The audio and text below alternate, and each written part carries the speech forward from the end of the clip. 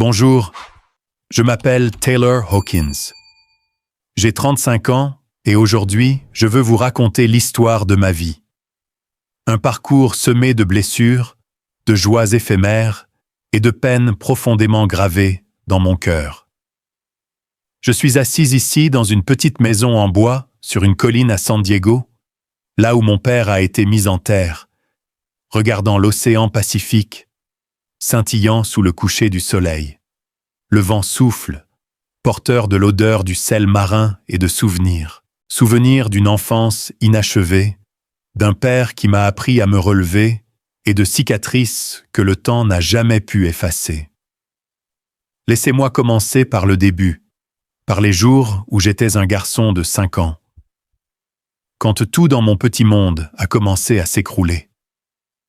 Je suis né à San Diego, en Californie, dans une petite maison près du port, où l'odeur du poisson et le son des klaxons des bateaux se mélangeaient comme une mélodie familière.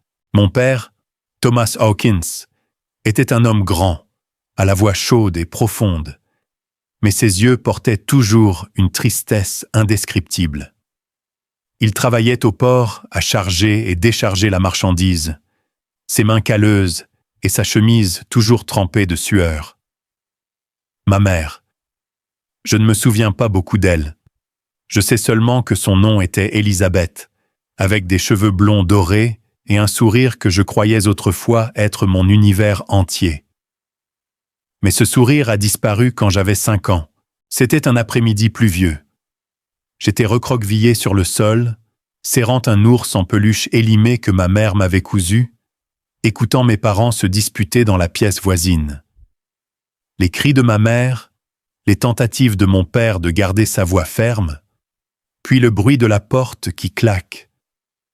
J'ai couru doucement à la fenêtre, regardant à travers la vitre embuée. Ma mère s'éloignait sous la pluie, serrant une valise à côté d'un homme que je ne reconnaissais pas. Elle n'a pas regardé en arrière, pas une seule fois. Je suis resté là, le nez contre la vitre, les larmes coulant sur mon visage, sans comprendre pourquoi. Mon père est entré, m'a pris dans ses bras et a murmuré « C'est juste toi et moi maintenant, Taylor. Mais je te promets que je ne te quitterai jamais. » À partir de ce jour, ma mère a disparu de ma vie. Mon père n'en a jamais parlé et je n'ai pas osé demander. Une fois, j'ai fouillé secrètement dans son tiroir et j'ai trouvé une vieille photo. Dessus, ma mère souriait de toutes ses dents et mon père me tenait, un petit garçon potelé dans ses bras.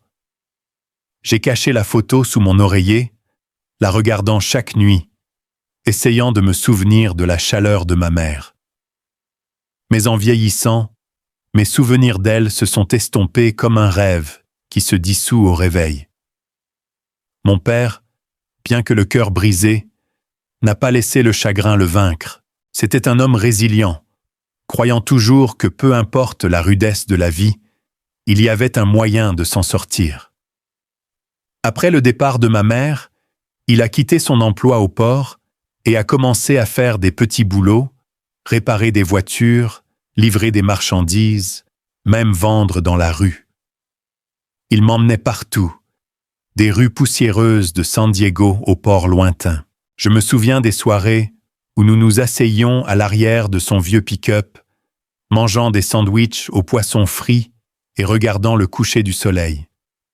Il racontait des histoires sur la mer, sur les navires transportant des marchandises à travers le monde, et son rêve de posséder un jour sa propre entreprise de transport. « Taylor, » disait-il, les yeux brillants, « un jour, nous serons au sommet. Mais il faut te rappeler que rien n'est facile. Il faut se battre. Il faut persévérer. » Mon enfance s'est passée ainsi, sans l'étreinte d'une mère, sans les journées insouciantes dont jouissaient mes camarades. J'ai grandi aux côtés de mon père, lors de longs trajets en camion, au son des vagues de l'océan et de ses grands rêves. J'ai appris à plier mes vêtements à 6 ans, à cuisiner des nouilles instantanées à 7 ans et à lire des cartes pour guider mon père à 9 ans. Il n'était pas seulement mon père. Il était mon professeur, mon ami et mon monde entier. Mais malgré tous ces efforts, je pouvais toujours sentir un vide dans mon cœur, le vide laissé par une mère qui avait choisi de m'abandonner. Certaines nuits, je m'allongeais sur un vieux matelas dans le petit appartement que nous louions, écoutant mon père soupirer à son bureau. Il s'asseyait là sous la faible lueur d'une lampe jaune, écrivant, calculant, esquissant des plans pour l'avenir. Je savais qu'il faisait tout cela pour moi, pour notre rêve commun, mais je voyais aussi à quel point il était fatigué. Je voyais les rides se former lentement sur son front. Je me suis promis qu'un jour je le rendrais fier, que je l'aiderais à réaliser ce rêve.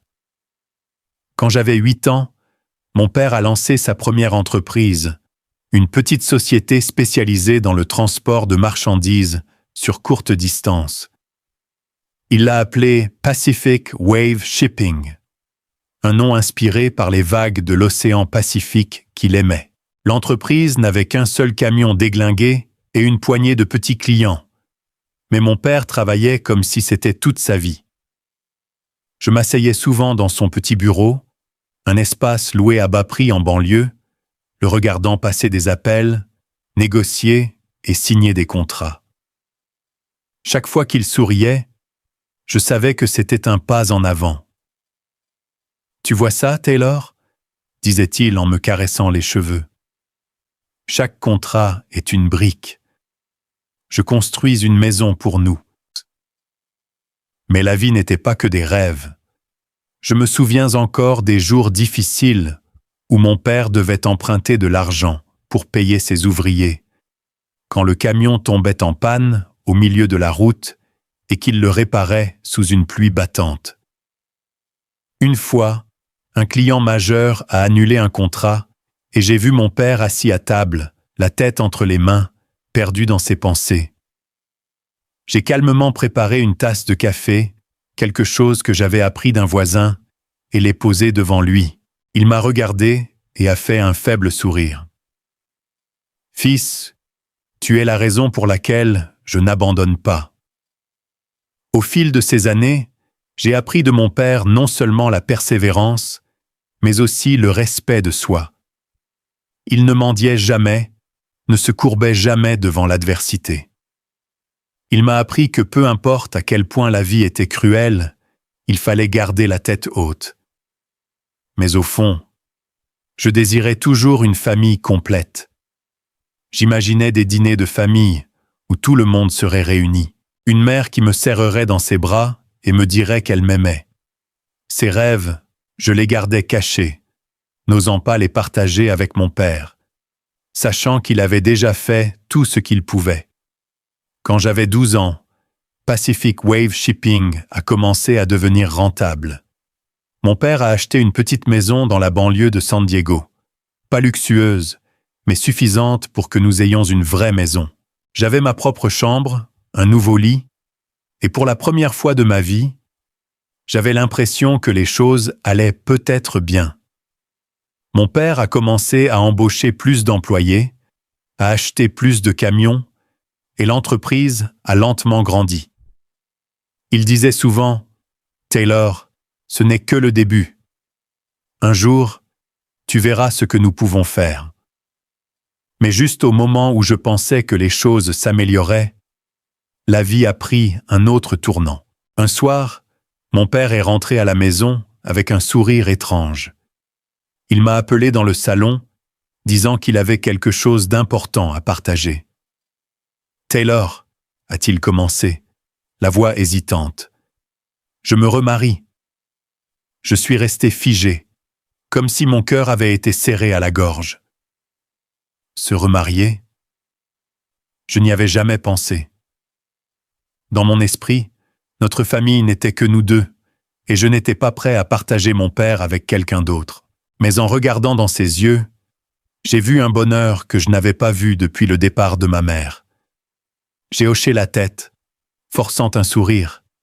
« Je suis heureux pour toi, papa. » Cette nuit-là, je suis resté couché à fixer le plafond, sentant comme si une tempête arrivait. Je ne savais pas qui était cette femme, mais j'avais un mauvais pressentiment. Vanessa, le nom que mon père avait mentionné, était sur le point d'entrer dans nos vies, et je n'aurais jamais imaginé que dès lors, tout changerait à jamais. Quand j'avais 13 ans, le monde d'un jeune garçon est devenu un chaos désordonné. Les hormones, les émotions et les questions sans réponse tourbillonnaient dans ma tête. Mon père, Thomas Hawkins, était désormais un homme prospère. Pacific Wave Shipping, autrefois une petite opération avec un seul camion déglingué, était devenu un nom respecté à San Diego. Mon père possédait une flotte de camions, quelques petits navires et un bureau décent au cœur de la ville. Nous avons déménagé de notre modeste maison de banlieue vers un vaste manoir à La Jolla, où les maisons arboraient des piscines et des jardins surplombant l'océan Pacifique. Je me souviens encore du premier jour où j'ai mis les pieds dans cette nouvelle maison, frappée par les murs blancs immaculés, les sols en bois poli et les grandes fenêtres laissant entrer la lumière dorée du soleil. Mais peu importe la beauté de la maison, elle semblait vide. Elle était trop grande pour nous deux. Et je commençais à me demander quand mon père ramènerait ma belle-mère à la maison. Cette question a bientôt trouvé sa réponse. Vanessa est apparue un week-end après-midi. Mon père m'a appelé dans le salon, la voix pleine d'excitation, contrairement à son comportement habituel calme. J'ai descendu les escaliers, forçant un sourire pour lui faire plaisir. Quand j'ai entré dans la pièce, elle était là, Vanessa. Elle était jeune, probablement seulement 10 à 15 ans de plus que moi, avec des cheveux bruns ondulés, des lèvres rouges vifs et une robe moulante qui accentuait ses courbes parfaites. Elle a souri, mais j'ai immédiatement senti quelque chose d'insincère dans ce sourire. « Fils, voici Vanessa », a présenté mon père, posant légèrement sa main sur son épaule. « Elle va faire partie de notre famille. » J'ai hoché la tête, murmurant une salutation, mais mes yeux sont restés fixés sur elle. Vanessa s'est avancée, se penchant pour croiser mon regard, et a dit d'une voix sucrée « Taylor, j'ai beaucoup entendu parler de toi. J'espère que nous deviendrons proches. » Ces mots étaient doux comme du miel, mais je pouvais sentir la fausseté dans chacun de ses gestes. J'ai hoché la tête à nouveau, et je me suis excusé pour aller dans ma chambre. Mon père m'a regardé, une pointe de déception dans les yeux, mais je ne pouvais pas m'en empêcher. Au fond, une voix murmurait que Vanessa n'avait pas sa place ici. Ils se sont mariés quelques mois plus tard. Le mariage a eu lieu dans un luxueux hôtel en bord de mer, avec des centaines d'invités que je n'avais jamais rencontrés. Je me tenais dans un coin, portant le costume que mon père m'avait acheté, le regardant tenir la main de Vanessa, tous deux rayonnant sous les lustres étincelants. J'ai cherché dans ses yeux une trace des anciens jours où nous mangions des sandwichs au poisson à l'arrière du camion, juste nous deux. Mais il semblait différent, heureux d'une manière que je ne pouvais pas atteindre. Je ne lui en voulais pas. Il méritait d'être aimé. Mais je ne pouvais pas arrêter la solitude croissante dans mon cœur. 1 an plus tard, Vanessa a donné naissance à des jumeaux, un garçon et une fille. Mon père les a nommés Amber et Hayden. Le jour de leur naissance, il m'a appelé à l'hôpital, m'a serré fort dans ses bras et a dit « Tu es un grand frère maintenant, Taylor. J'ai confiance en toi pour prendre soin de tes frères et sœurs. » J'ai regardé à travers la fenêtre de la nurserie les 2 minuscules bébés dans leur berceau, et pour la première fois, j'ai ressenti une étincelle de chaleur. Peut-être que j'ai pensé que c'était une chance d'avoir une vraie famille. Mais le rêve d'une famille heureuse s'est rapidement estompé. Vanessa, avec sa façade douce devant mon père, a progressivement révélé sa vraie nature. Elle rivalisait constamment pour son attention, depuis les étreintes spontanées quand il rentrait du travail jusqu'aux dîners élaborés. Je savais qu'elle ne cuisinait pas elle-même. Elle parlait de son entreprise comme si c'était la sienne, proposant des idées que je trouvais absurdes, mais auxquelles mon père acquiesçait avec approbation. J'ai commencé à réaliser qu'elle ne voulait pas seulement être une épouse. Elle voulait contrôler tout ce que mon père avait construit à partir de rien. Amber, ma demi-sœur, a grandi rapidement et a hérité de la personnalité de sa mère. Même en tant que tout petit, elle savait flatter. Amber s'accrochait à mon père, l'appelant « cher papa » d'une voix sirupeuse, trouvant toujours des moyens de le faire rire avec ses histoires d'enfants. Mais quand c'était juste moi et Amber, elle montrait son arrogance. Une fois, je l'ai vu jeter mon vieux jouet robot à la poubelle, disant qu'il était ringard et ne convenait pas à la maison chic. Je l'ai ramassé, nettoyé et caché dans mon placard. Je n'étais pas en colère contre Amber. Elle n'avait que 4 ans. Mais j'ai commencé à comprendre qu'elle grandirait comme sa mère. Aiden, en revanche, était différent. Il avait des yeux clairs et brillants comme ceux de mon père et une simplicité qui semblait presque déplacée. Aiden ne se souciait pas des jouets coûteux que Vanessa lui achetait. Il préférait s'asseoir avec moi pendant que je racontais des histoires sur les vieux trajets en camion avec papa. Une fois, il s'est faufilé dans ma chambre, portant un bateau jouet en bois qu'il avait assemblé lui-même. « Taylor, est-ce qu'il ressemble au bateau de papa ?» a-t-il demandé, les yeux brillants. J'ai caressé ses cheveux et hoché la tête. « C'est parfait, Aiden. Tu deviendras un grand homme comme papa. » Il a souri, et à ce moment-là, j'ai ressenti un lien entre nous. Aiden était la seule lumière dans une maison de plus en plus froide. Mais même cette lumière ne pouvait dissiper les ténèbres que Vanessa apportait. Elle a commencé à s'immiscer dans les affaires de mon père, suggérant des idées qui, je le savais, nuiraient à Pacific Wave. Une fois, je l'ai entendu lui dire de s'étendre dans l'immobilier et d'abandonner le transport maritime, la chose même qu'il avait passé sa vie à construire. Mon père s'est contenté de rire, de lui caresser les cheveux et de dire « Vanessa, tu ne comprends pas cette industrie, mais ne t'inquiète pas, je m'occuperai de tout. » Je suis resté derrière la porte, serrant les poings, jurant de protéger mon père et tout ce qu'il avait construit. Ma relation avec Vanessa est devenue de plus en plus tendue. Elle a commencé à me critiquer, de la façon dont je m'habillais à la façon dont je parlais à mon père. « Taylor, tu devrais apprendre à être plus raffiné, » disait-elle. Sa voix était douce, mais ses yeux étaient de glace. Je hochais la tête sans répondre, mais à l'intérieur, une colère sourde couvait. Je savais qu'elle ne m'aimait pas, non pas parce que j'avais fait quelque chose de mal, mais parce que j'étais le fils de mon père, l'héritier naturel de Pacific Wave et de tout ce qu'elle convoitait. Mon père, malgré son emploi du temps chargé, prenait toujours du temps pour moi. Lors de rares soirées où Vanessa et les jumeaux dormaient, il m'appelait dans le jardin où il avait installé un banc surplombant l'océan. Nous nous asseyions là à boire du café, une habitude que j'avais prise de lui, et parlions de l'avenir. « Taylor, » disait-il, regardant au loin, « un jour tu reprendras Pacific Wave.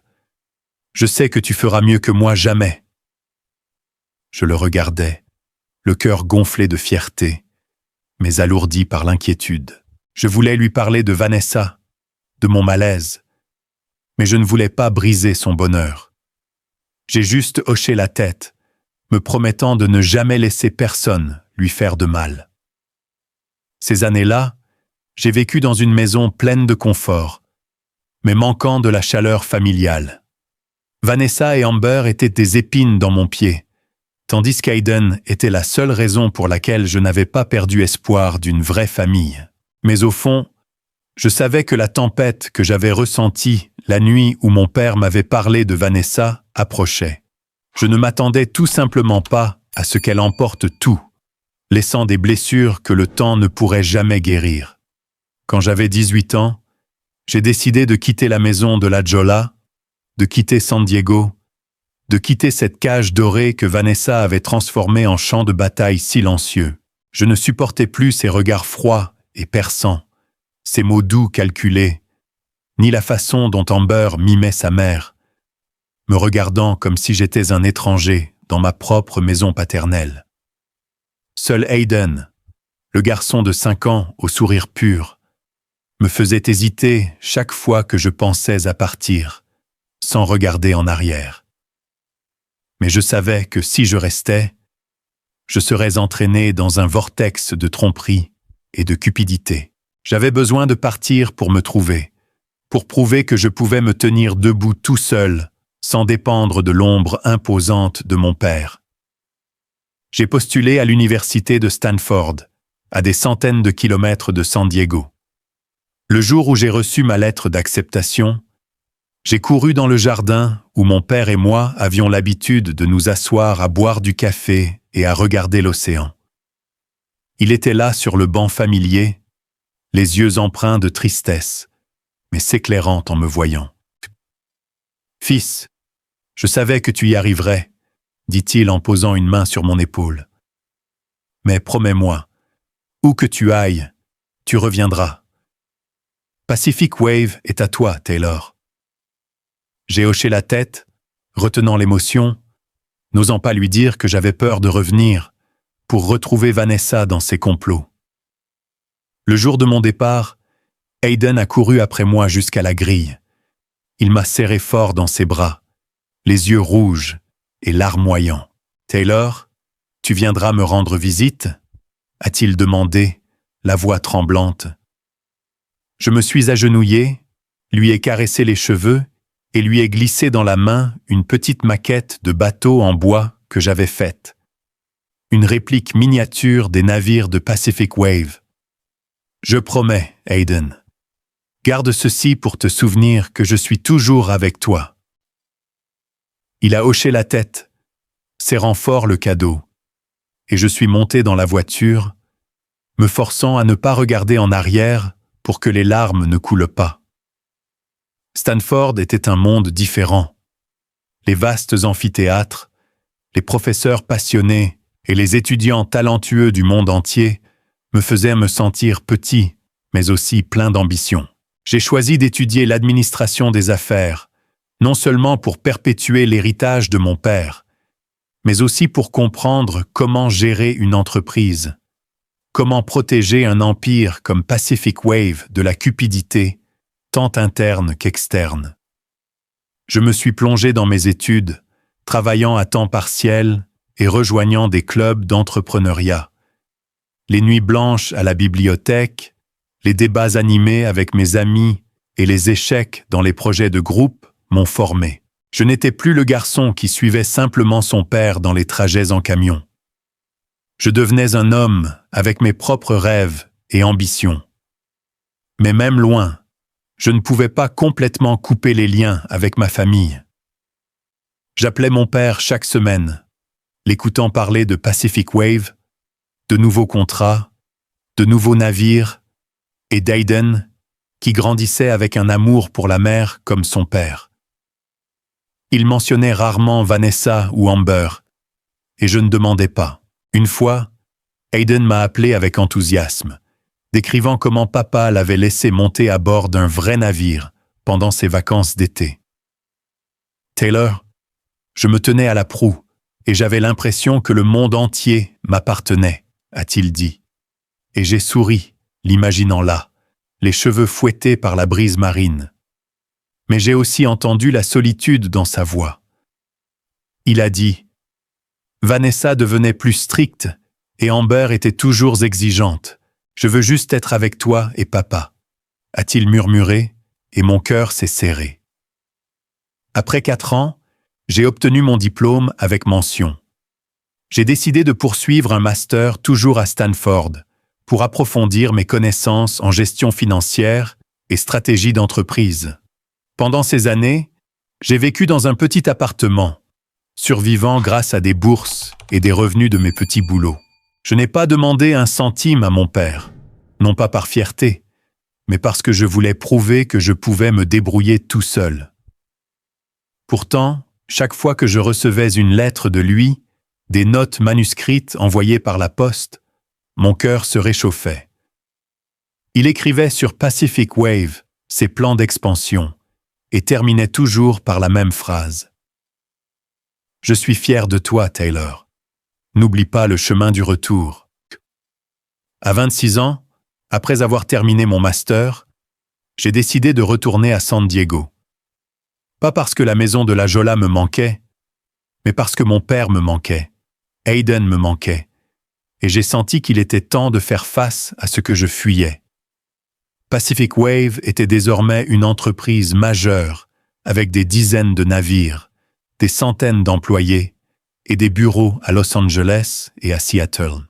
Mon père m'a rencontré à l'aéroport, m'a serré fort dans ses bras et a dit « Fils, il est temps que tu te tiens à mes côtés. » J'ai regardé dans ses yeux, remarquant des rides plus profondes et des cheveux grisonnants, mais son regard brûlait encore de la même flamme. J'ai hoché la tête, déterminé à ne pas le décevoir. Il m'a fait entrer chez Pacific Wave en tant que chef de projet. J'ai rapidement fait mes preuves, négociant des contrats, optimisant les itinéraires de navigation et proposant des innovations qui ont fait économiser des millions à l'entreprise. Les collègues plus âgés doutaient d'abord de moi, pensant que j'étais juste un enfant gâté poussé par mon père. Mais j'ai travaillé jour et nuit, lisant chaque rapport, inspectant chaque conteneur, et j'ai progressivement gagné leur respect. Mon père m'a regardé et a souri. « Tu es vraiment mon fils. » Mais de retour dans la maison de la Jolla, c'était toujours une partie d'échecs silencieuse. Vanessa, maintenant une femme d'une trentaine d'années, conservait encore son apparence juvénile, mais ses yeux étaient devenus de plus en plus vifs.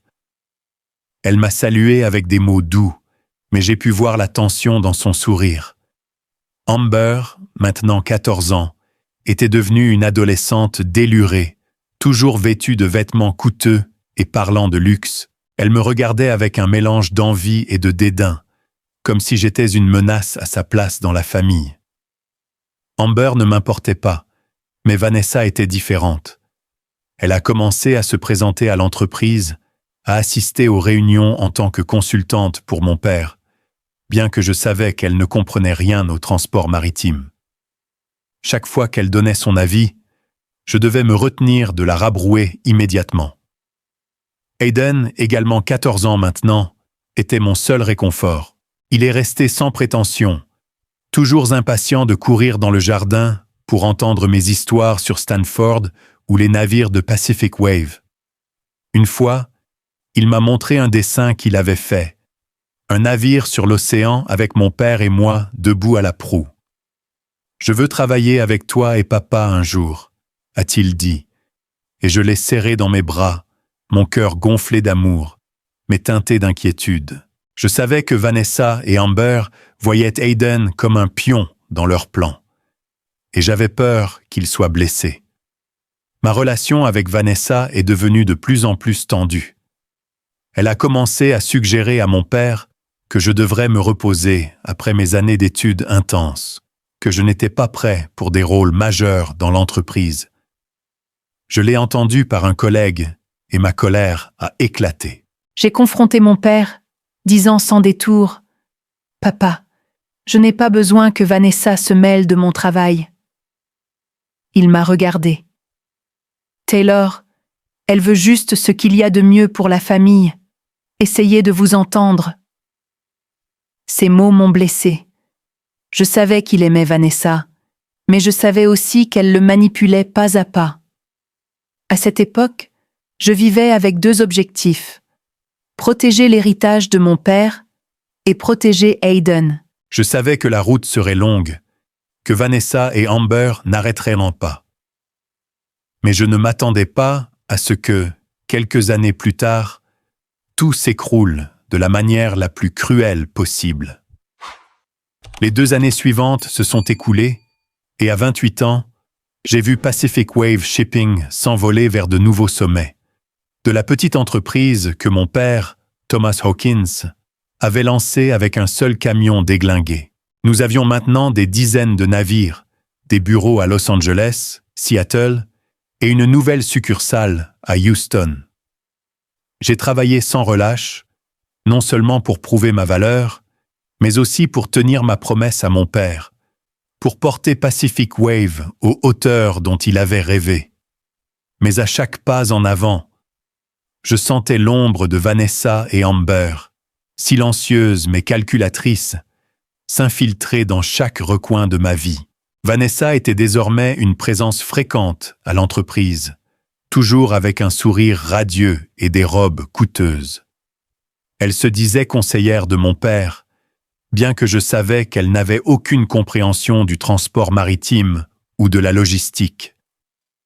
Pendant les réunions, elle s'asseyait à côté de lui, hochant la tête à ses paroles et intervenant occasionnellement avec des commentaires qui semblaient raisonnables, mais étaient de vaines platitudes. « Thomas, tu devrais envisager de t'étendre sur le marché asiatique, » disait-elle gentiment, ses yeux me jetant un regard pour évaluer ma réaction.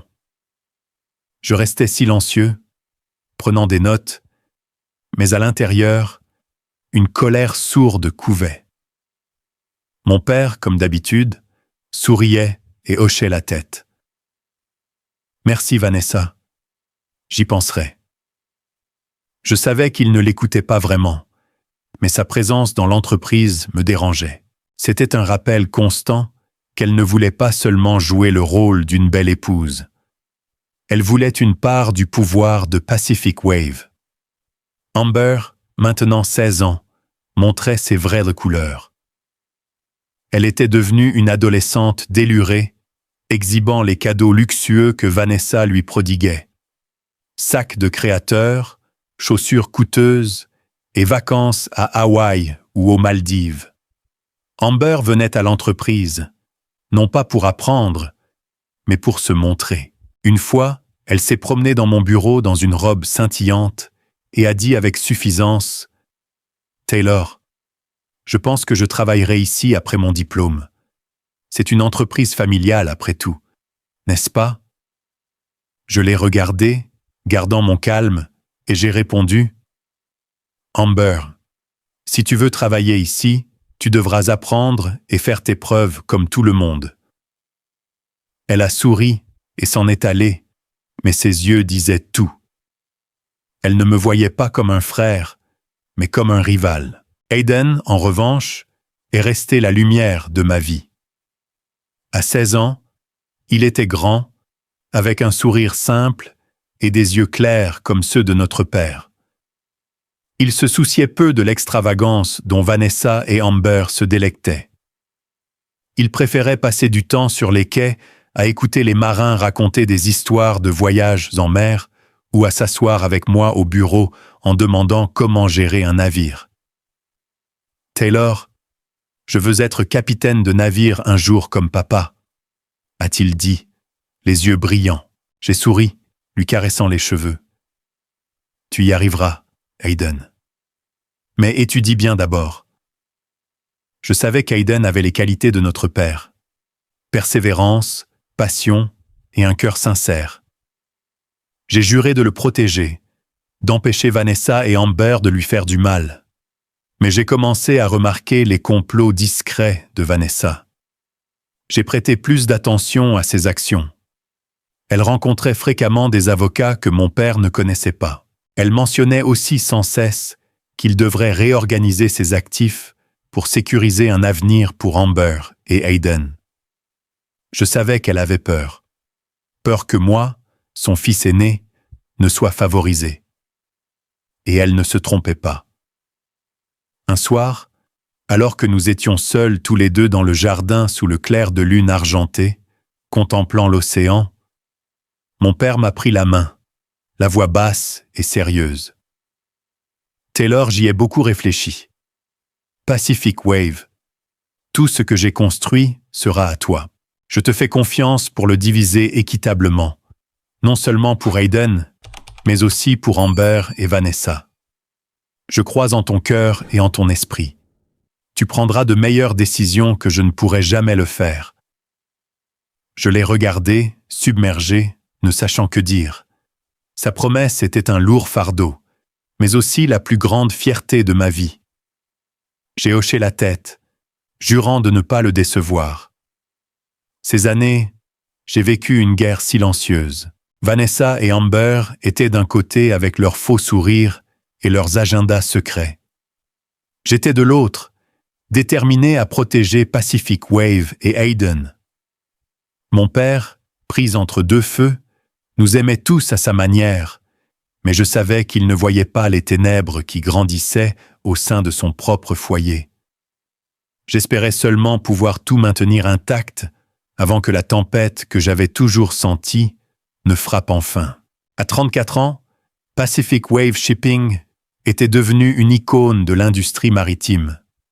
Je dirigeais l'entreprise de tout mon cœur, non seulement parce que c'était l'héritage de mon père, mais parce que c'était le témoignage des années de sueur et de larmes qu'il y avait investies. Mon père, maintenant dans la soixantaine, venait encore au bureau chaque jour malgré mes encouragements à se reposer. Il s'asseyait à son bureau, regardant par la fenêtre vers la mer, racontant des histoires des débuts quand il a lancé l'entreprise. « Taylor, disait-il, les yeux brillants comme autrefois, tu as fait plus que je n'en avais jamais rêvé. » Ces mots alimentaient ma détermination, mais ils me pesaient aussi, sachant que Vanessa et Amber attendaient que je fasse une erreur. Un matin d'octobre, alors que j'étais au bureau en train de réviser un nouveau contrat avec un partenaire japonais, mon téléphone a sonné. La voix tremblante de la secrétaire de mon père est venue à travers. « Taylor, vous devez venir à l'hôpital maintenant. Monsieur Tomit a eu une crise cardiaque. » J'ai lâché mon stylo. Mon cœur s'est arrêté. Je me suis précipité dehors, conduisant comme un fou dans les rues encombrées de San Diego. Mon esprit était vide, à l'exception des images de mon père, l'homme indomptable qui m'avait tout appris. Quand je suis arrivé à l'hôpital, Vanessa et Amber étaient déjà là dans le couloir, les yeux rouges. Hayden, qui étudiait maintenant à Berkeley, n'était pas encore arrivé. Je me suis précipité vers les urgences, mais un médecin m'a arrêté. « Monsieur Hawkins, » dit-il, la voix lourde de chagrin, « nous avons fait tout ce que nous pouvions. Votre père, il est parti. » Je suis resté figé, sentant le monde s'écrouler autour de moi. Mon père, l'homme qui m'avait tenu quand ma mère était partie, qui m'avait appris à me relever après chaque chute, était parti. Je suis entré dans la pièce, le voyant allongé là, son visage paisible mais froid. J'ai pris sa main, les larmes coulant sans contrôle. « Papa », ai-je murmuré. Je suis désolé de ne pas avoir pu en faire plus. Vanessa est entrée en m'étreignant, mais j'ai senti la fausseté dans son étreinte.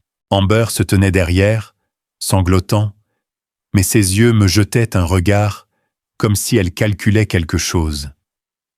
Je m'en fichais. À ce moment-là, je voulais seulement qu'Hayden soit là pour partager cette douleur. Les funérailles de mon père ont eu lieu solennellement dans une grande église du centre-ville de San Diego. Des centaines de personnes étaient en présentes, des employés de Pacific Wave, des partenaires commerciaux et de vieux amis de ses jours sur les quais. Vanessa et Amber se tenaient devant, vêtues de robes noires élégantes, acceptant les condoléances avec des expressions parfaitement navrées. Je me tenais à leur côté, essayant de rester composé, mais une tempête faisait rage en moi. Hayden est venu de Berkeley, m'a serré fort dans ses bras dès qu'il est descendu de l'avion. « Taylor », a-t-il dit, la voix brisée. « Je n'arrive pas à croire que papa soit parti. » Je l'ai tenu, ressentant le poids partagé de notre perte. Nous nous tenions là, deux frères comme des piliers, se soutenant mutuellement contre une vague déferlante. Mon père a été mis en terre sur une petite colline familiale, un endroit qu'il visitait souvent pour trouver du réconfort. La colline surplombait l'océan Pacifique avec de grands pins et la brise salée de la mer. Je me souvenais des fois où il m'emmenait ici, pointant du doigt la mer et disant « Taylor, l'océan nous apprend que chaque vague passe, mais il faut être fort pour y faire face. » Maintenant, il reposait là sous une pierre gravée de Thomas Hawkins, homme de la mer. Je me tenais devant sa tombe, déposant un bouquet de fleurs blanches et lui promettant de protéger tout ce qu'il avait laissé derrière. Une semaine après les funérailles, l'avocat de mon père, David Carter, a convoqué la famille dans son bureau pour lire le testament. Nous nous sommes assis dans une petite pièce, l'air lourd comme du plomb. Vanessa, dans une robe noire discrète, était assise droite, les mains serrées. Amber, à côté de sa mère, avait les yeux rouges, mais une lueur d'anticipation. Hayden était assis à côté de moi, serrant la maquette de bateau en bois que je lui avais donnée il y a des années. Maître Carter a ouvert le dossier, la voix ferme. Selon le testament de M. Thomas Hawkins, tous les actifs, y compris les actions de Pacific Wave Shipping et les biens personnels, doivent être transférés à son fils aîné, Taylor Hawkins. M. Thomas a également laissé un petit fonds fiduciaire pour Amber et Hayden, mais la gestion et la distribution des actifs seront entièrement à la discrétion de Taylor. La pièce tomba dans le silence. J'ai senti le regard de Vanessa comme un poignard me transpercer. Elle a souri, mais c'était rigide, masquant la jalousie et la colère. « Félicitations, Taylor, » dit-elle, la voix douce mais tremblante. « Thomas doit être si fier de toi. » Amber, à côté d'elle, se mordait la lèvre, les yeux fixés au sol, clairement déçue. Je savais qu'elle avait rêvé d'une grande part de l'héritage, de la vie somptueuse qu'elle et sa mère avaient replanifiée. Hayden m'a serré la main, murmurant « Je n'ai besoin de rien. Je veux juste me souvenir de papa. » Ces mots m'ont touché le cœur. Hayden, comme moi et notre père, se souciait peu de l'argent ou du pouvoir. Il voulait seulement conserver les souvenirs de l'homme qui nous avait appris à aimer la mer. Après la lecture du testament, je me suis senti épuisé. Je ne pouvais pas rester dans la maison de la Gioia où Vanessa et Amber continuaient leurs agissements. J'ai décidé de déménager dans la petite maison en bois sur la colline où mon père était enterré. La maison était simple, avec seulement quelques pièces et un balcon surplombant la mer, mais elle me procurait la paix dont j'avais besoin. Je visitais la tombe de mon père quotidiennement, nettoyant la pierre tombale, plaçant des fleurs fraîches et lui racontant Pacific Wave, Hayden et mes efforts pour tenir ma promesse. Je dirigeais l'entreprise à distance en utilisant mon ordinateur portable et mon téléphone, ne me rendant au bureau que pour les réunions du conseil d'administration. Les employés de Pacific Wave me soutenaient, mais je savais que Vanessa et Amber attendaient une faux pas, une chance de renverser la vapeur. Les jours qui ont suivi la mort de mon père, j'ai vécu comme une ombre, déchiré entre mes responsabilités chez Pacific Wave et le chagrin de l'avoir perdu.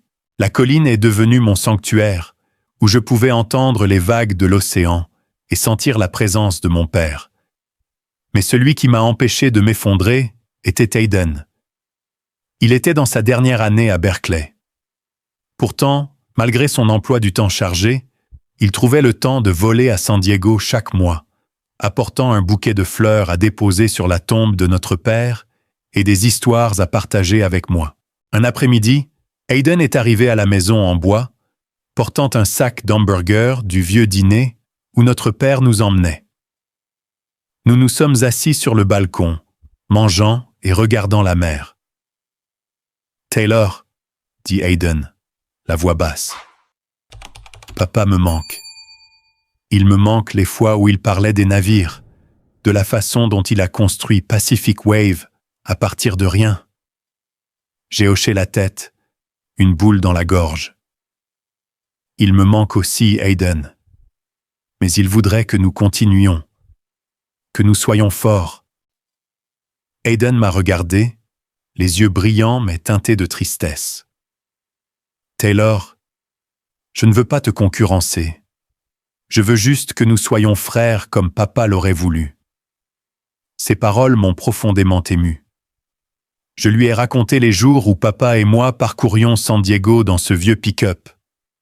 Comment papa m'avait appris à ne jamais abandonner. Hayden écoutait, parfois souriant, parfois essuyant ses larmes. Nous avons parlé de ses rêves. Il voulait devenir ingénieur maritime pour concevoir des navires aussi puissants que ceux de Pacific Wave. « Taylor, » dit-il, « je ne suis pas sûr de pouvoir être comme papa, mais je veux essayer. » J'ai pris sa main et j'ai promis. « Hayden, quand tu obtiendras ton diplôme, je te soutiendrai pleinement. Que tu veuilles créer ta propre entreprise, travailler chez Pacific Wave ou aller n'importe où ailleurs, je te soutiendrai toujours. J'ai également partagé mes propres intentions. Quand tu auras 30 ans, dis-je, regardant la mer, je partagerai l'héritage de papa avec toi. Je crois que tu le mérites, Hayden. Tu as le cœur de papa. » Hayden a secoué la tête, la voix ferme. Je n'ai pas besoin de l'héritage. Mais je savais au fond de mon cœur que c'était la bonne chose à faire. Hayden n'était pas seulement mon frère, il était le seul à comprendre vraiment la valeur de ce que notre père avait laissé derrière lui. Nous nous sommes assis là, sous le coucher du soleil, partageant notre chagrin et nos souvenirs de papa. Dans les mois qui ont suivi, Hayden est retourné à Berkeley pour finir sa dernière année. Nous sommes restés en contact par téléphone, et chaque fois qu'il appelait, je sentais la force qu'il me donnait. Hayden était la raison pour laquelle je devais continuer, ne pas laisser le chagrin me consumer.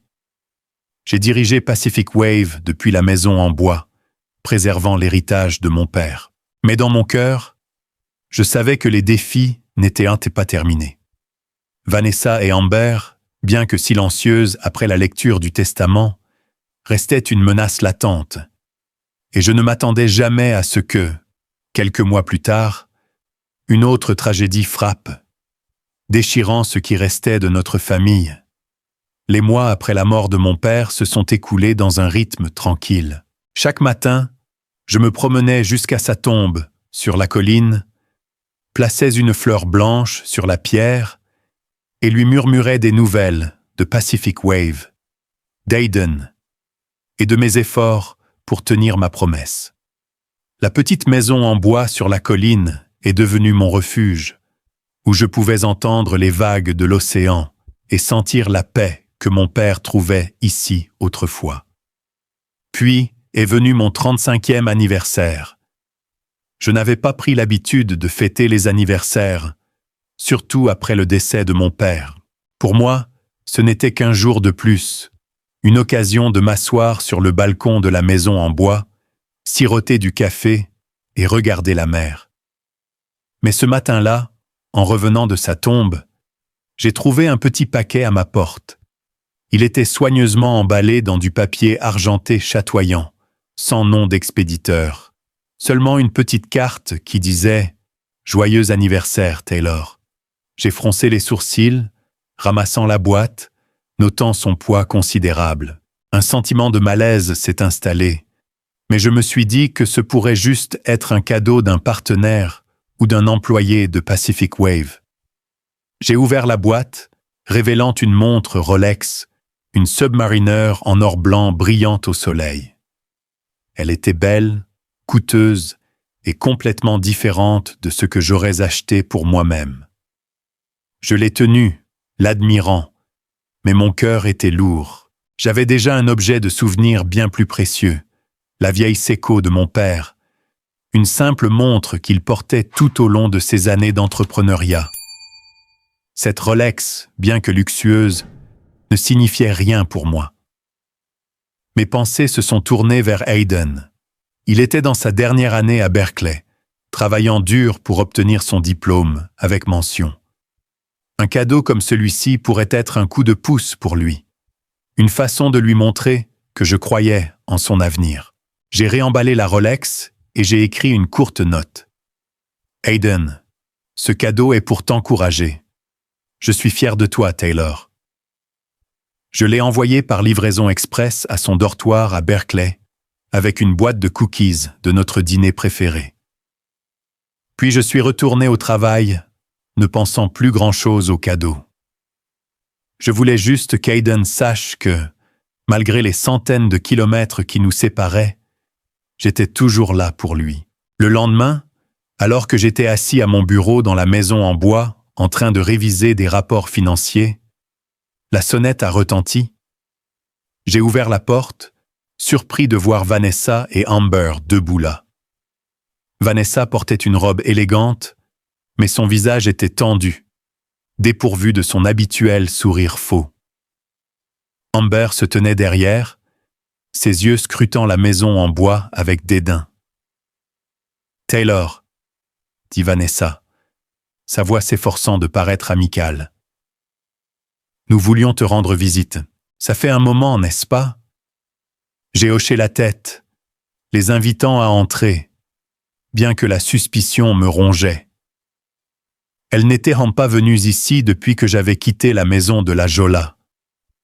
Nous nous sommes assis dans le petit salon, et Vanessa a commencé à poser des questions sur le travail, sur Pacific Wave, d'un ton sondeur que je reconnaissais. « Comment vas-tu, Taylor ? Gérer l'entreprise d'ici ne doit pas être facile, » dit-elle, ses yeux balayant la pièce comme si elle cherchait quelque chose. Amber, à côté d'elle, tripotait son téléphone, mais jetait occasionnellement un regard à sa mère. La conversation est restée superficielle jusqu'à ce que Vanessa demande soudainement « Au fait, as-tu reçu quelque chose de spécial pour ton anniversaire ?» Sa voix était légère, mais il y avait une urgence, comme si la question était la vraie raison de leur visite. J'ai froncé les sourcils, mais je n'y ai pas beaucoup pensé. « Oui, une montre Rolex », ai-je répondu, observant leur réaction. « Elle est jolie, mais ce n'est pas mon style. Je l'ai envoyée à Hayden pour encourager ses études. » En un instant, le visage de Vanessa est devenu livide, comme si le sang avait quitté son corps. Elle a poussé un cri aigu et paniqué qui m'a surpris. « Quoi ? Tu l'as envoyé à Hayden ? Es-tu fou, Taylor ?» Elle s'est levée d'un bond, les mains tremblantes, les yeux écarquillés d'horreur. « Pourquoi as-tu fait ça ? Pourquoi ne l'as-tu pas gardé ?» Sa voix craquait, un mélange de fureur et de désespoir, comme si j'avais commis un péché impardonnable. Je ne pouvais pas comprendre pourquoi Vanessa réagissait si violemment. Amber, assise à côté d'elle, a levé les yeux, le visage cendreux. « Maman, tu as dit, » a-t-elle balbutié, mais Vanessa s'est retournée en criant « Tais-toi, Amber, ne dis rien !» Elle s'est précipitée dans le coin de la pièce, fouillant dans son sac à main, sortant son téléphone et composant frénétiquement. « Hayden! Hayden! Réponds !» a-t-elle crié dans le téléphone, mais il n'y a pas eu de réponse. Elle a appelé encore, 1, 2, 3 fois, sa voix devenant de plus en plus tremblante. Pourquoi ne répond-il pas ? Taylor, tu as fait quelque chose de terrible. Elle s'est tournée vers moi, pointant du doigt, les yeux injectés de sang. C'est ta faute. S'il arrive quelque chose à Hayden, je ne te pardonnerai jamais. Mon cœur battait la chamade. Une terrible prémonition montait. Ah, Vanessa, de quoi parles-tu ? Qu'est-ce qui ne va pas avec la montre ? Ai-je demandé, luttant pour rester calme. Mais avant qu'elle ne puisse répondre, la télévision du salon, qui diffusait les nouvelles, a basculé sur un bulletin urgent. L'animateur, la voix tremblante, a annoncé « Une explosion vient de se produire à l'université de Berkeley, dans la zone des dortoirs universitaires. 3 étudiants ont été confirmés morts. La police enquête sur la cause. » Je me suis figé. Mon sang s'est transformé en glace. Vanessa a poussé un autre cri. Son téléphone est tombé par terre, se brisant. Amber s'est agrippée, le visage en larmes, son corps tremblant comme si elle allait s'effondrer. J'ai couru vers la télévision, en augmentant le volume, espérant que j'avais mal entendu. Mais le nom d'Aiden est apparu à l'écran, aux côtés d'une photo de lui, souriant de toutes ses dents, lors de son premier jour à Berkeley. « Aiden », ai-je murmuré, sentant le sol disparaître sous mes pieds. Je me suis tourné vers Vanessa, la voyant affalée sur une chaise, le visage blanc, marmonnant. « Ce n'est pas possible. Ce n'est pas possible. » Amber s'est agrippée à sa mère, pleurant, mais ses yeux évitaient les miens. J'ai serré les poings, luttant pour contenir la rage et la douleur qui déchiraient ma poitrine. « Vanessa », ai-je dit entre mes dents, « que sais-tu de tout ça ?» Elle a secoué la tête, mais la panique dans ses yeux m'a tout dit. Il y avait un secret, une vérité horrible cachée derrière ce cadeau d'anniversaire. « Si tu es derrière tout ça, je te ferai payer toi et ta fille, » ai-je dit fermement, attrapant mes clés de voiture. Je me suis précipité dehors, j'ai sauté dans ma voiture et j'ai filé vers Berkeley, sachant qu'il était déjà trop tard. Sur le chemin, j'ai appelé la police, les amis d'Aiden, quiconque pouvait m'offrir une étincelle d'espoir. Mais quand je suis arrivé sur les lieux, je n'ai trouvé que la dévastation. Le dortoir partiellement détruit, de la fumée s'élevait encore, et la police bouclait la zone. Un officier a confirmé qu'Aiden était l'une des 3 victimes. Le cadeau que j'avais envoyé, la Rolex, avait explosé quand il l'avait ouverte. Je me suis effondré, les larmes coulant, sentant comme si le monde s'était écroulé.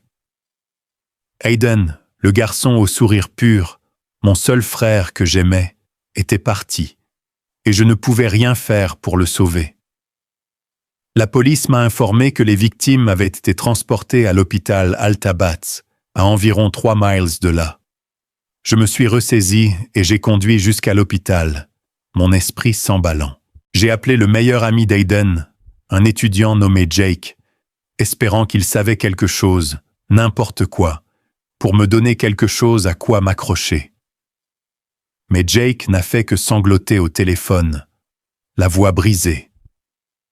« Taylor, nous étions dans le dortoir quand nous avons entendu une forte explosion. Aiden, il venait de recevoir un colis. » J'ai raccroché, incapable d'en entendre plus.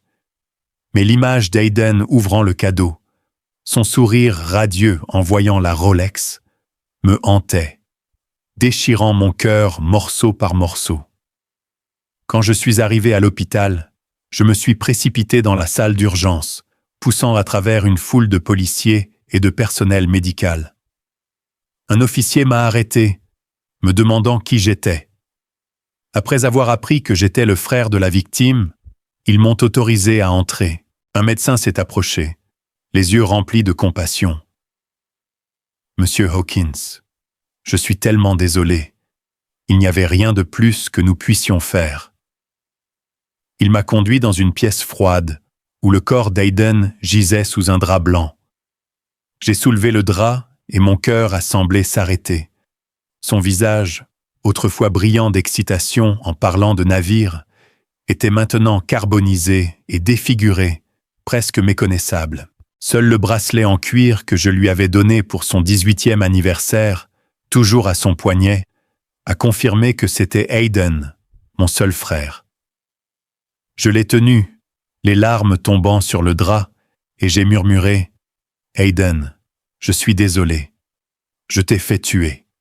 C'est moi qui aurais dû être là. Je ne sais pas combien de temps je suis resté dans cette pièce. Seulement qu'en sortant, j'ai eu l'impression qu'une partie de moi était morte avec Aiden. Les policiers attendirent dans le couloir et un homme d'âge mûr s'est présenté comme le détective Miller du département de police de Berkeley. Monsieur Hawkins, nous avons besoin de votre coopération. L'explosion n'était pas un accident. Il y a des signes d'un engin explosif sophistiqué. Ces mots m'ont frappé comme un autre coup de poignard, mais ils ont aussi allumé la colère en moi. La Rolex. Vanessa, sa réaction paniquée. Les pièces ont commencé à s'assembler dans mon esprit, et j'ai su que ce n'était pas un incident aléatoire. Le FBI et l'ATF se sont rapidement impliqués. Ils ont scellé le site, collecté les débris de l'explosion et interrogé des témoins. J'ai rencontré l'agent spécial Connor Cruz, un homme vif aux yeux perçants, au bureau du FBI de San Francisco. « Monsieur Hawkins, dit-il, la voix calme mais résolue. Nous avons trouvé des traces d'un engin explosif incrusté dans la montre Rolex. Elle était conçue pour détonner à l'ouverture de la boîte cadeau. Avez-vous une idée de qui pourrait être derrière cela ? Je l'ai regardé dans les yeux, la voix tremblant de chagrin et de rage. Vanessa, ma belle-mère. Elle est venue chez moi juste après que j'ai envoyé la montre à Aiden. Elle a paniqué quand elle a appris que je l'avais envoyée. L'agent Cruz a pris des notes, son expression devenant plus grave. Sharpson, nous aurons besoin que vous fournissiez toutes les informations que vous avez sur Vanessa et tous les détails relatifs au cadeau. Avez-vous gardé la boîte ou la carte ? J'ai hoché la tête, me rappelant que j'avais laissé la carte dans un tiroir de la maison en bois. J'ai promis de l'apporter, et à partir de ce moment, je suis devenue partie prenante de l'enquête. Je ne voulais pas seulement la vérité pour Aiden, je voulais que Vanessa, si elle était effectivement la coupable, paie pour son crime. Dans les jours qui ont suivi, j'ai travaillé en étroite collaboration avec le FBI. J'ai fourni tout ce que je savais sur Vanessa, son interférence dans Pacific Wave, ses réunions secrètes avec des avocats, et même un email que j'avais trouvé une fois où elle mentionnait la réévaluation des actions de l'entreprise. Je les ai emmenés à la maison en bois, leur remettant la boîte cadeau et la carte.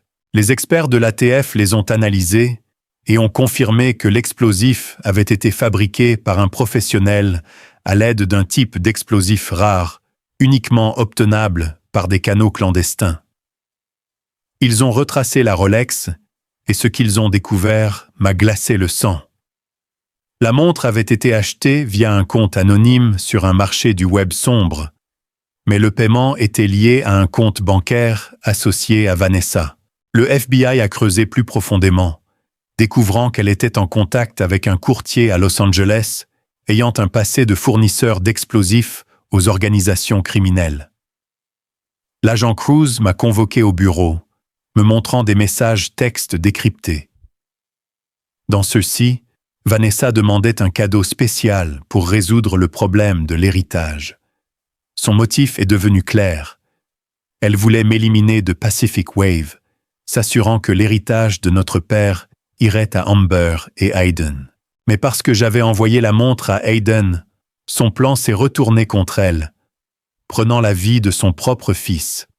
Je me suis assis au bureau du FBI, écoutant l'agent Cruz, me sentant comme si j'avais été poignardé une centaine de fois. Vanessa avait l'intention de me tuer, mais elle avait plutôt involontairement tué son propre fils. Cette tragédie n'était pas seulement ma perte, c'était le châtiment le plus cruel pour sa cupidité. J'ai serré les poings, retenant mes larmes, et j'ai demandé « Sera-t-elle arrêtée ?» L'agent Cruz a hoché la tête. Nous rassemblons suffisamment de preuves pour l'arrêter, mais Monsieur Hawkins, vous devez vous préparer. Cette affaire fera grand bruit. Vanessa a été arrêtée 3 jours plus tard à la maison de la Jolla. Je n'étais pas là, mais l'agent Cruz m'a dit qu'elle avait crié, pleuré et essayé de tout nier en étant menottée. Je ne voulais pas faire de mal à Hayden. Je voulais juste protéger mes enfants, a-t-elle crié. Mais personne ne l'a cru. Amber, témoin de sa mère emmenée, s'est effondrée par terre, sanglotant. La nouvelle de l'arrestation s'est rapidement répandue et Pacific Wave est devenu le centre des titres. Explosion à Berkeley. Belle-mère accusée d'avoir comploté pour tuer son beau-fils pour l'héritage. On criait les journaux, me donnant la nausée. Pas parce que la vérité était révélée, mais parce que cela me rappelait qu'Hayden était parti à cause de la cupidité de sa propre mère. Vanessa s'est complètement effondrée après son arrestation. Elle a été emmenée dans un hôpital psychiatrique où les médecins lui ont diagnostiqué une grave dépression nerveuse. Elle s'asseyait dans sa chambre, murmurant le nom d'Hayden, pleurant et se blâmant. Je ne lui ai pas rendu visite, non pas parce que je ne voulais pas la confronter, mais parce que je ne pouvais pas lui pardonner. Elle avait pris Hayden, la seule personne que je considérais comme ma vraie famille après mon père. J'espérais seulement qu'elle vivrait avec cette douleur pour le reste de sa vie. Amber, quant à elle, s'est enfoncée dans une profonde dépression. Elle n'était plus la fille délurée exhibant sa vie sur les réseaux sociaux. La pression de la critique publique, les gros titres la qualifiant de fille d'un meurtrier, et la douleur de perdre Hayden l'ont coupée du monde. L'enquête du FBI a innocenté Amber de toute connaissance du plan de sa mère, mais elle a toujours fait face à des interrogatoires de police et à l'ostracisme de ses amis. Je ne l'ai pas vue, mais une fois, elle m'a envoyé un message. « Taylor, je suis désolé. Je ne savais pas que ma mère pouvait être si cruelle. » Je n'ai pas répondu, non pas par colère, mais parce que je n'avais plus la force d'affronter d'autres faux semblants. Dans les jours qui ont suivi la mort d'Hayden, j'ai vécu comme un fantôme, errant dans la maison en bois sur la colline. Chaque matin, je me promenais jusqu'à la tombe de mon père. Et maintenant, à côté d'elle se trouvait celle d'Hayden. En moins de 8 mois, j'avais perdu les 2 personnes les plus chères à mon cœur. Mon père, qui m'avait appris la résilience, et Hayden, mon petit frère, au sourire pur, le seul que je considérais comme ma vraie famille. Je me tenais là sous les pins, la brise marine portant le sel amer de mes larmes. J'ai déposé un bouquet de fleurs blanches sur la tombe d'Hayden, à côté de la maquette de bateau en bois qu'il chérissait comme un trésor. « Hayden » ai-je murmuré, la voix étranglée. « Je suis désolé, je t'ai laissé te faire tuer. » Les funérailles d'Hayden ont été simples mais dignes, contrairement à la grandeur de celle de mon père. Je ne voulais pas de regards curieux, ni de chuchotements de la part d'étrangers. Seuls quelques-uns des amis proches d'Hayden de Berkeley, quelques employés fidèles de Pacific Wave et moi avons assisté. Je me tenais près de son cercueil, regardant son visage, partiellement reconstruit par le personnel de la morgue, mais incapable de cacher les blessures de l'explosion. J'ai tenu sa main une dernière fois, sentant la froideur de la mort, et j'ai promis que cette tragédie ne se reproduirait plus jamais. Ni Vanessa, ni Amber, ni personne de la maison de la Jolla n'était là. Je ne les avais pas invités et ils n'ont pas osé venir. Peut-être qu'au fond d'eux, ils savaient que leur présence n'aurait fait qu'aggraver la douleur.